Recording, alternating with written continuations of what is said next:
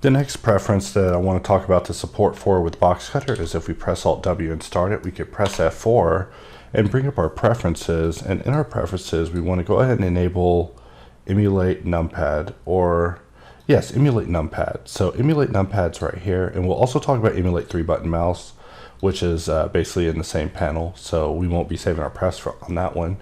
And if we just draw a box and press tab, we are in this pause mode, and if we hold Alt and move our mouse, we are able to move around and we are able to scroll in and out, which is basically what users were requesting that we support it for. And because emulate numpad's on, I can press 1, 3, 7, 5 to jump in and out of perspective. 7's one of my favorites. Shift 7 or Control 7 to get the opposites, also a favorite. Pressing 9 to get the opposite of whatever view you're in is also a gem that's worth picking up if you're trying out emulate numpad. But I just wanted to let it be known that we support these options as of this version.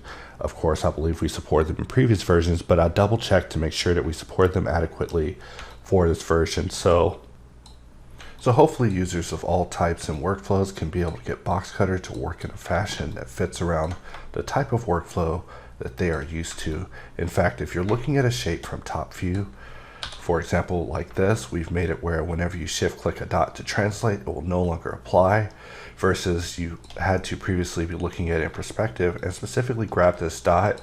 Grabbing the wrong dot would actually cause it to apply, which was an issue. So now both dots are capable of translation, allowing you to draw a shape, look at it linearly, maybe snap it with Alt, hold Shift, and move it around at your own leisure.